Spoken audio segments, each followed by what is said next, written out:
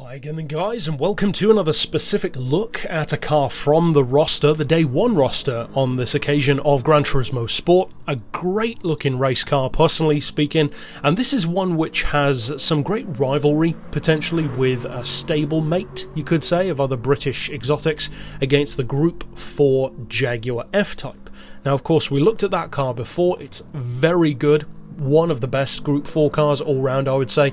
This one isn't necessarily quite that good, but it's very good. Now, this Aston, of course, comes from kind of a melding of fictional and real-world vehicles, because as Kaz himself recently said, making these fictionalized race cars for the game takes a lot of conceptualization. Some of them even take up to a year to develop, even if it's a fictional car, because they like to base it as much as possible on the kind of real-world aero, real-world physics and performance that car would actually have were it a real vehicle on the roster of race cars.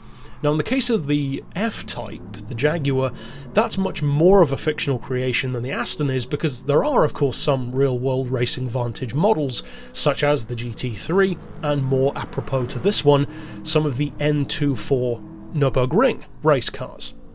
Now this one kind of falls somewhere between that and a Group 3 car, of course, being Group 4.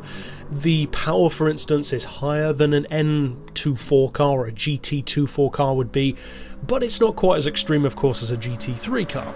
With that being said, it's no slouch, that's for sure. The weight being lower than the road car alone makes a huge difference. Now, the road car we've already taken a look at as well. It's pretty good in its own way, not as good as the race cars, arguably, but you could make a similar argument about the Jaguar as well. Of course, they're not going to be as quick, that's not what I mean. I mean, they're not quite as OP, necessarily, as far as road cars go, as much as these are in Group 4 and Group 3. Now, as far as the spec sheet for this particular Aston, there's certain things you're going to expect. Of course, the price tag, 350 grand, just like all of the others. We're not told what the engine size is, but you can make some educated guesses based on some others. And as far as specs, apart from that, you're looking at a fraction under 400 horsepower, no surprises there, 362 pound-feet of torque, which is also pretty healthy, and it weighs 1,350 kilos. So, of course, it's a great rival. It's designed to be a great rival for everything else in Group 4, but in particular the cars which are more similar. You could say like the Ferrari, for instance, the Lambo to some degree, but especially the Jag and a couple of others like that, more GT style exotics rather than mid-engine rear-wheel drive super sports / supercars. Now in terms of how this car actually drives, how it performs, how competitive it is, as I mentioned at the outset of the video, I wouldn't necessarily put it on par with the Jaguar. It is very good, but I don't know if it's that good. The Jaguar is really good across the board. This one, the handling is in particular very good, not quite as dominant as the Jaguar. The straight line performance tends to even out once balance of performance is applied. Of course, that's the whole point.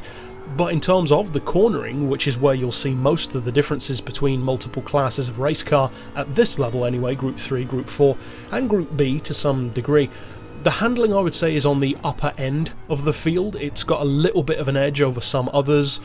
Some of the front wheel drive cars, for instance, like the Audi, it's good, but it's not necessarily going to corner as well as this one. Being rear wheel drive, for instance, makes a big difference. The front wheel drive cars have an advantage of their own, which is, I would say, the chuckability, as it were. You can throw them through the corners, whereas you can't really do that with a rear wheel drive car, not to the same level at least.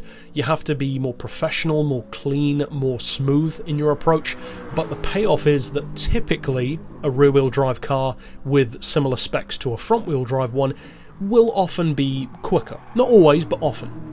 Now in the case of this one, it comes from racing pedigree, more so than the Jaguar does, but because of the fact that it is a little bit more accurate to some of its real-life counterparts, whereas the Jaguar is basically just a blank slate, you can feel that, because the Jaguar does, let's be honest, feel a little bit too good sometimes, whereas the Aston, it feels more grounded, it feels more, well, accurate, I would say, to real life. You can feel the connection between the road car, the GT3 car. You can even imagine, based on this one, or somewhere between this one and the road car, what the N24 Nürburgring endurance version would feel like from the slightly older Vantage. So overall, I would say that this is at least as good an option in Group 4 as any other, potentially even better than quite a few of them. It's not going to necessarily dominate everything, but that's kind of the point. There's not really supposed to be any one or two cars, although there often does end up being, that just completely wipe the floor. For instance, if there were a Group 4 Beetle, based on how good the Group 3 one is, that would probably be a pretty OP car, but there isn't. So in the case of Group 4, I think if it came down to this or the Jaguar and you were undecided, I would probably recommend the Jaguar over this, but there is a definite appeal to this one. It looks the part, it sounds very nice, it's got a great cockpit view. In terms of handling, it's maybe a little bit more sharp and perhaps more playful than the Jaguar is, whereas the Jaguar, as I mentioned in my review, it just gets the job done. You expect it to be very tail happy because the road car is, but it actually isn't. It has excellent handling. This one actually feels a little bit more like the road car, which again goes back to what I said about the realism, because technically that is more accurate.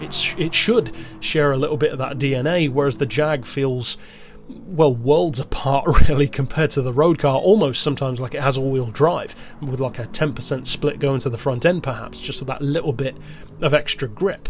This one though, strong contender, all round it's a good choice to go for. It looks good, sounds good, has good enough handling certainly to win races. In a straight line, it might be quicker than some, slower than some, depending on your tuning, but as I mentioned earlier, balance of performance has that effect anyway of neutralising cars which are generally quicker and enhancing those that aren't. So overall, my thoughts on the Vantage are it's a strong, dependable all-rounder. It's got the full package for the same price as everything else, so although it's not going to dominate completely necessarily, depending on the driver of course, it is a good one to go for. If you want to represent Aston Martin, I would say they've got a pretty good reason for doing so. Across the board in the game, just like Jaguar, they've got the road car, the Group 4, the Group 3, so it's a pretty strong showing if you want to represent the brand, and it actually continues what I said way back in my review for the Vantage, and that is that it's nice to finally see Aston Martin getting some really competitive cars in Gran Turismo, because back in the day we didn't really have that many. There were some, but they were generally just the road cars. There was the occasional race modifier like the DB7, but overall they're basically just overpriced sports cars or super sports cars which didn't feel that necessary in the game. They were just a nice addition. Now though, these are competitive and they're certainly worth a look. So that's it overall for this review. Of course, I will see you guys next time, and for now, as always, thanks for watching.